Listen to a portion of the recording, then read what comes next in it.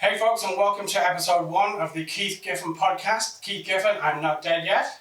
Here's the man himself, Keith Giffen. Hello, fanboys.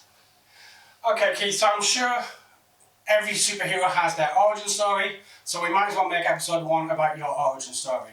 So, at what point did you decide it was comics? Oh, when I was 8 years old. I decided I wanted to do comic books. I was a huge fan then. And like an idiot, I said, oh, I want to do this. And I worked kind of diligently to get in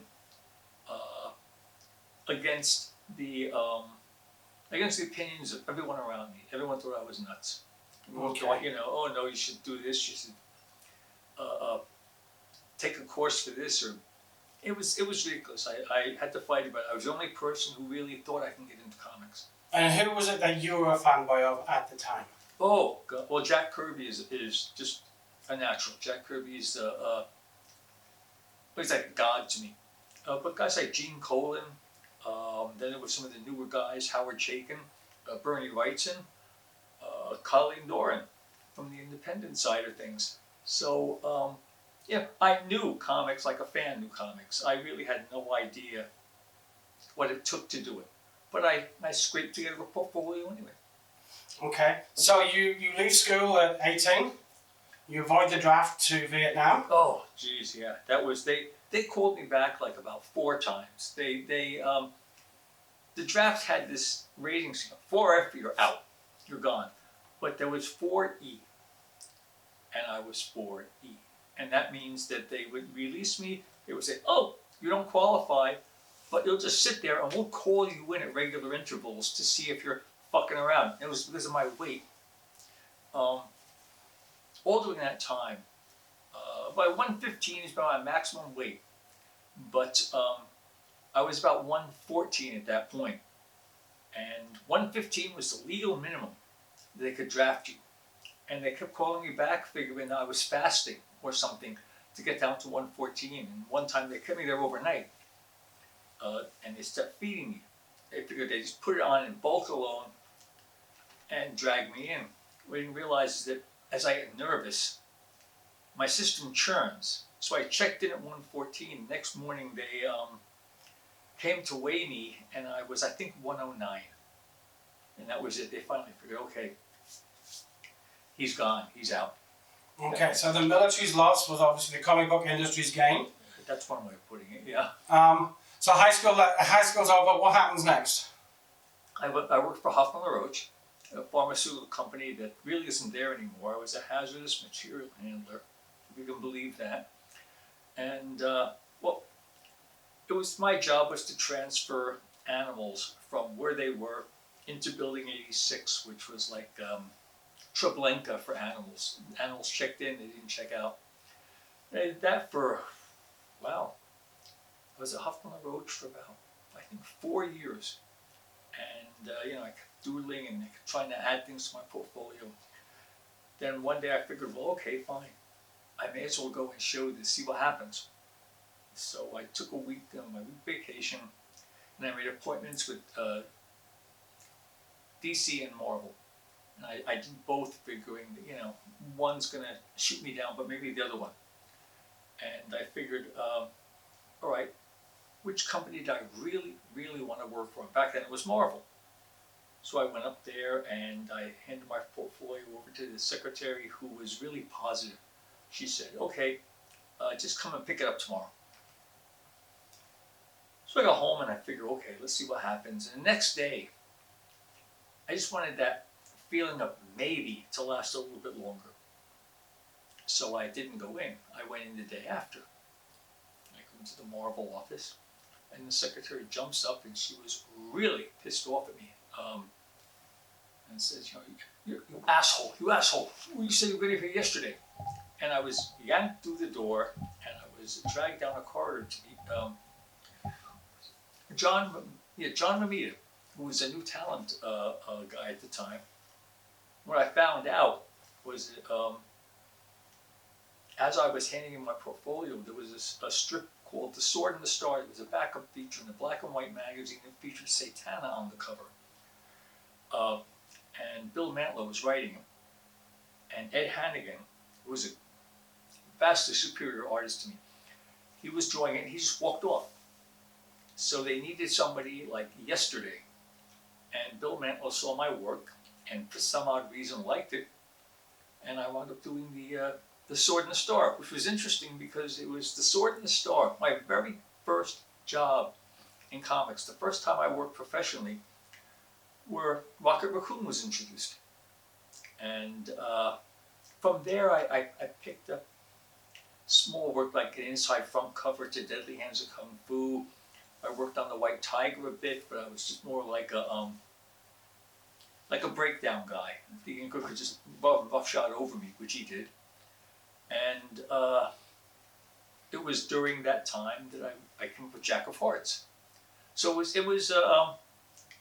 doing drudge work at Marvel, but I was coming up with some interesting characters. And then it was just odds and ends. A book called Wood God, I think, where I was inked by Klaus Janson. I got lucky there. And then just odds and ends work until finally the work stopped.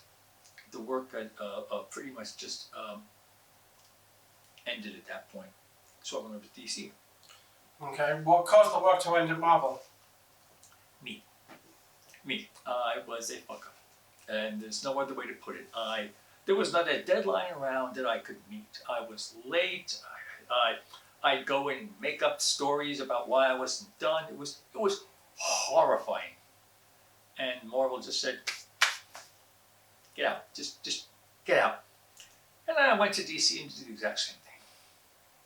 So So Marvel said no. Marvel just threw me over to DC, and DC at first, I'm trying to think. I was doing little jobs for DC. I wasn't doing anything really important or spectacular. Ghost story, no ghost stories. Just odd little pieces here and there. And again, I screwed up again, and DC just basically said, okay, fine. We're not using it anymore. And I went back to my house in Jersey and just picked up odd jobs here and there. You know? So comic books is over for you now. You're still at a very young age. Yeah, I figured that was it. It was over. And what turned it around was I didn't really stop drawing. I'd draw and I'd put it aside, draw and put it aside, but I figured it was over. It's never going to happen. I'm never going to get into comics. And my wife, Anna, I was dating her then. And I was dating her for like about 6 months. And she had no idea that I could draw. And then one day she walked in and saw what I was doing and got all excited about it. And I just said, no, forget it, it's dead. I told her the story that I just told you now, how I screwed up. And I figured that was the end of it. And then one day I go to visit, go meet her, and she says, oh, tomorrow at 12 o'clock you have an appointment with Joe Orlando. And Joe Orlando was the new talent guy at DC. And it was he and Paul Levitz who basically shoved me out the door, and I thought, this is impossible. Joe cannot want me back. I was horrible then. And so I figured, well, it can't hurt. I'll go in. I owe him to at least call me an asshole. I really thought I'm going to go in, he's going to yell at me, and that's it. I owed him that. So I go into DC, and I meet with Joe, and Joe said, look, I've got some work for you. You'll start really, really slow. You'll do some horror stuff. They have these horror books like House of Secrets, House of Mystery. He said, and if you don't fuck up, you'll get another assignment. And the key here is don't screw up. You screw up, you're out the door. And I was doing that for a while and handing in the work. Not the greatest work, but I was handing in the work on time. And my first step into DC proper was Paul. There was a Dr. Fate series, Dr. Fate, one shot going on. The Walt Simonson had done. It was really great. And then DC decided they wanted to do Dr. Fate as a backup feature in the Flash. Most DC books at that point had little backup features. And Paul Levitz figured, okay, fine. I'll give Keith a chance. And you have to understand, that would be, Paul giving me a chance was like you being best man at the guy who stole your girlfriend's wedding. And he just, same thing as Joe Orlando. He said, you fuck up, you are gone. And I started doing the Dr. Fate work, little backups to the Flash. And I just really figured, okay, put your nose to the grindstones, DC hero, doing superhero stuff. And it was working out good. And after about, no, I'm sorry, well, Paul let me in, but I believe it was Mike Barr who was writing the book, and Paul was keeping watch on it. Mike Barr was writing the Dr. Fate book. And at one point, Paul came to me and said, look, he's writing the Legion. I'm writing Legion of Superheroes. Would you like to do some backups in the Legion? Believe me, they didn't trust me to do a full book. So I did a Dream Girl backup and just little backups in the Legion of Superheroes. And then when Paul needed a regular artist, he asked me if I want to take on the Legion book. So I started doing Legion of Superheroes, and it kind of grew from there. Legion of Superheroes sort of got me back into the business firmly. I was making my deadlines, and then the rest just came out. Okay, well, the last thing we want to do is to go too deep into Legions today. Yeah. Otherwise, there's no future podcasts if we can do it all in one day. Mm-hmm. The one thing I know people have asked me about, and the one thing that you've got a lot of Facebook and Instagram comments on, specifically, I believe Dan Didio and Koblish had mentioned the monkey story from your Hoffman LaRoche days. Over everything, determined how smelly it was. It was orange powder, purple powder, or green powder. It was brutal. The stench of vitamins was actually eye-watering. So we did our run there, and we went back to the mail room, and I'm puffing out my clothes and trying to get it off me. My boss comes up and goes, you guys up for a quick run? And we didn't even ask what it was. It was, yes, we'll go. Anything to get out of the plan. So we sit up down at the Kennedy Air Freight by the airport, by Kennedy Airport. By Kennedy Airport. And this warehouse, he says, you pick up a package. This is exactly what he said. You pick up a package and you bring it back and drop it off in Building 86. No sweat. We got the car. We're happy as can be. We're driving on the highway. Yahoo! We got out of the plant. Don't have to worry about this anymore. So we go to Kennedy Air Freight. And when we pull up to the loading dock, the guy comes out. You guys? Yes, we are. He goes, okay, I'll get the package. And he comes out the package about, no, it's not your high. And it was all encased in the wood. It was actually like a crate. And I'm looking at it, and I'm looking at the crate, I'm thinking, it's pretty big. And we weren't told it was this big, because we only had a Ford Nova. We had a small car. And the guy goes, okay, just here, you sign for this. And I said, wait a minute, whoa. What's in the crate? And he goes, he points down to the bottom, and there's air holes. Oh, the bottom goes a rhesus monkey. And I was like, sorry, guy, we can't do it. I can't pick up this. Is this monkey been quarantined? Because you have to quarantine these animals when they come in the United States. And he goes, no. So I think, wait a minute, I'm in New York. You want me to take an unquarantined animal into New Jersey, cross state lines? That's smuggling. You know, I could literally be picked up for smuggling an unauthorized animal cross state lines. And what I didn't realize was my partner there signed for it. And the guy cops an attitude. Well, if you want, just leave it on the deck. And I thought, fine, we'll leave it on the deck, we're going. But Mike kicks up a fuss, and I thought, oh God, all right, it can't be that bad. You know, so we get the crate, and we bumble it to the back, and we shove it into the back, hatchback. We had to put down the back seat. It's pressed right up against the front seat. The door wouldn't close by that much, the rear door. Wouldn't close by that much. The guy goes, well, I'll get some rope and cord, and you can tie it open. I said, well, are you insane? We have this monkey inside. that's not supposed to be here. And you want us to tie the trunk shut, which is like a warning to any cop to pull us over. And he goes, well, I don't care. I'll just leave it here. So I couldn't get, take it out and put it on the dock. And he goes, look, why don't we take it out of the crate? I was saying, no, it's a rhesus monkey. He goes, it's not just loose in the crate, it's got a cage. Look, as he breaks off all the wood, and there it was, a rhesus monkey that had obviously had a really, really rough flight in, because somewhere along the line in the flight, the monkey thought it was a good idea to shit copiously and rub it in its fur. So it was like this weird sculpture of a monkey made of crap, and the smell was awe-inspiring. And he goes, so I go, oh, let's just get this over with. Just get over with. So we grab it and we shove it in the back, and the trunk closes, but it's pressed right up against the back of the seats.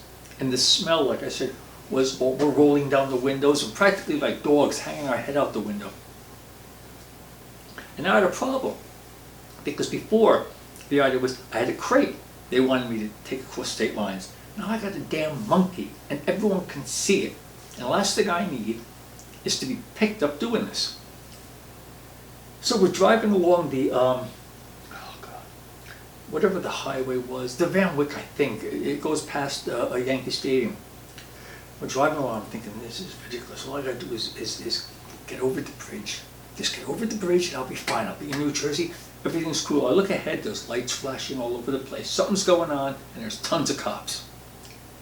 So I pull off at Yankee Stadium and I'm like, oh God, what do I do now? And I thought, well, wait a minute, I've got the monkey. As long as I'm on this side of the river, it could be taken away from me. So I turn around, I go through the Brooklyn Battery Tunnel, and I just drove right up 8th Avenue towards the Lincoln Tunnel, wide open, the monkey's in the back, I'm driving along, and I figure a cop has got to stop me.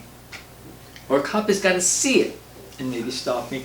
But I didn't really take the attitude of New Yorkers into account, because we're driving bumper to bumper traffic up 8th Avenue, and we stop, people are walking by and looking, hi monkey, hi monkey. I'm just thinking, it's covered in shit, what are you doing? And nobody stopped us.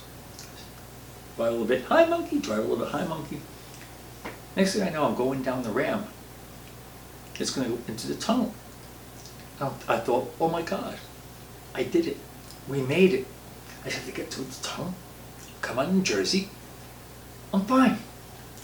Driving along the tunnel, not a problem. Now, in the Lincoln Tunnel, Giffen driven through it, there is an area where they have a line around the tunnel in New York, New Jersey. We crossed that line, and like a switch was thrown in this fucking monkey's head.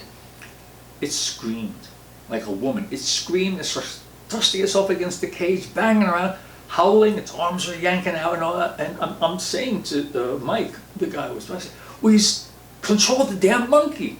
You know, grab its arm, it's flying. He goes, I'm not touching no monkey arm, man. And the monkey's arm comes whipping around the back of my seat and grabs me right here and yanks. So I'm about 35, 40 miles an hour. I'm driving through the Lincoln Tunnel. My head is pinned this way. I'm seeing tiles go by. I have no idea where I'm going. I did a natural thing. Slam on the brakes. Do a screeching, a spinning kind of a halt where I'm literally sitting sideways in the Lincoln Tunnel. I blocked off both lanes. And this is the tunnel where coming and going. So we're sitting there and I'm thinking, oh Christ, and the people that were coming towards me, obviously something was wrong because we were swaying all over the place, and they slowed down and they were creeping towards us and they stopped. And the guy behind us also must have seen something weird was going on, because he also slowed down and stopped. The cop car behind him had no idea what was going on and slammed into him, and he slammed into us. And the cop comes out, just looks in the car, and goes, you boys are going to have to follow me and come with us. And I spent that afternoon in the custody of the Port Authority Police in a cell with Mike until Hoffman LaRoche sent a couple of lawyers and people down there to explain what had happened. Now, you remember I said earlier that the mailroom was basically filled with mentally handicapped people. Now I have to use the other term because this is what was said. Went in the cell and the guys bring the people in, and the guy says, well, you know, he was driving around, he had a illegal comment. You know, what are we supposed to do? And the guy from Hoffman turns around to the police officer, well, you have to understand that they're retarded. And after about 2 hours, they let us go, and they drove us back to the plant, and I never saw that fucking monkey again. You know, and that was basically, you know, it was kind of normal for trips to New York, weird stuff to happen. But the monkey is definitely one of the, one of the stories that Dan Didio likes to hear the most. So we've heard that you had normal jobs, obviously Hoffman LaRoche and the mailroom there. What else did you do other than before you were full-time comics? I was you know the guy that calls you up and kind of softly threatens you to pay your bill that's overdue? I did that for the Dictograph company, Dictograph. People would pay to have these fancy alarm systems put in their house, and they're not paid. So I had to call and basically remind people that it was time to pay, and then I'd jot down the card, they'd lie to me, jot it down. I maybe got 2 or 3 people to actually pay in all the time I was there. But that was just frustration. So I did that for a while, and yeah, that was pretty rough. So how much of your dark humor that spent years in your comics came from the weird jobs you had before? I think most of it. I really think my attitude towards life was shaped by my time in Hoffman LaRoche. That monkey story was just one of multiple stories. I had to go rescue one of the mailroom guys from a building where they kept the beagles. Now, beagles are nice dogs, but they kept the beagles, and the room was this corridor that went down. It was lined with cages filled with beagles. And one of our guys had got in there, and you're not supposed to cut through there because the door will open and you step inside and it closes and it locks. You're trapped inside. So I went there, and I believe Guy Lowry was there, and he'd been messing around, and I was thinking, okay, now what the heck do I do? What the heck do I do here, right? So I'm over there, and I'm at the door, and I try the door, and it's not moving. I'm thinking, oh God, you know, whatever he did, now I can't just get in there and get him out. So I start pushing buttons, like an idiot.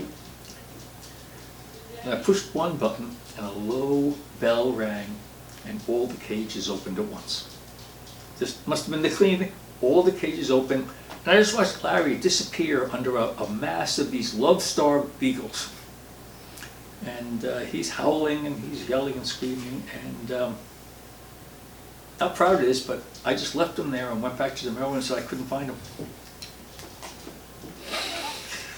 Oh, that was one that I haven't heard before. Yeah, there's also, there were many stories there of guys doing lunatic things with cars, and yeah, it was a really surreal thing. And I think most of my attitude towards comics and comic book characters grew up, like definitely a character like Ambush Bug, or the way I was approaching the Justice League when I was working with Mark DeMatteis. Yeah, definitely influenced by that. Okay, well, I think that's a good spot to leave episode 1 on. Okay. We've got the beginning of Keith Giffen, the artist and the storyteller. Yeah. We'll push on to early works on the next one. Okay. But for this week, thank you very much, Keith. Not a problem.